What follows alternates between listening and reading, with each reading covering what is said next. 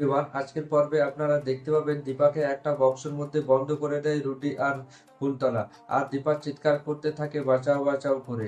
আরেকদিকে দেখতে পাওয়া যায় ঠাকুর মশাই বলছে দেরি হয়ে যাচ্ছে তো কোনাটাকে নিয়ে আসুন। তখন কাকিয়া বলে হ্যাঁ হ্যাঁ নিয়ে আসছি। তারপর কাকিয়া সোনা সোনা করে চিৎকার করে। তখন সোনা ছুটে আসে কাকিয়ার কাছে। তখন কাকিয়া বলে জারুকে এখনো রেডি হয়নি নাকি? তখন সোনা বলে ফাইনালি রেডি হয়ে গেছে। ওই তো কোনাকে নিয়ে, আর কোনা অনেক বড় ঘুমটা নিয়ে রাখে। তখন কাকিয়া বলে এত বড় ঘুমটা কেন নিয়েছো?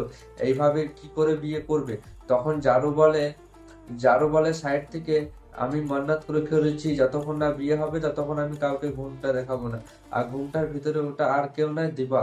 জারু সাইড থেকে বলে শোনো ওটা ওটা দীপা, তাই ঘুমটা নিয়ে রেখেছে। তারপর বিয়ে হয়। বিয়ে হওয়ার পর জারু আসে, বলে এই কি কার সাথে বিয়ে হচ্ছে এসছি। তখন সবাই অবাক হয়ে যায় জারুকে দেখে। তাহলে বিয়েটা কার সঙ্গে হচ্ছে? উর্মি চেয়ে ঘুমটা যখন সরায় তখন সবাই দেখে অবাক হয়ে যায়, ওটা আর কেউ না, ওটা দীপা। হ্যাঁ বন্ধুরা, সূর্যর বিয়ে আবার দীপার সাথেই হলো। তারপর জারু বলে এটা কি করলে এসজি? তখন সূর্য বলে দীপাকে আপনি আমার সাথে বিয়ে হবার কথা ছিল। তখন দীপা বলে আজ না ডাক্তারবাবু, 7 জন্ম ধরে। তখনই সোনা বলে দীপাকে আবার ভেষ সেজে এসে আমাদেরকে ঠকালে। তখন জারু বলে আমার সাথে করলে এরকম এসজি, কেন করলে এসজি, আমার এবার কি হবে?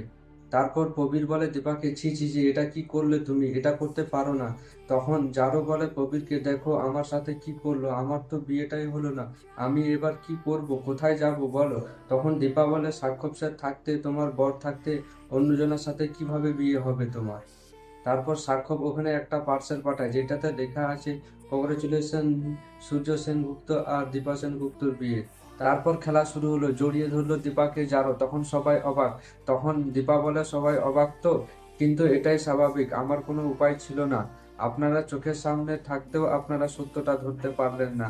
আমি আর জারো মিলে প্ল্যান করেছিলাম, আমি ওকে ফোন করে ডেকেছিলাম এখানে আসার জন্য।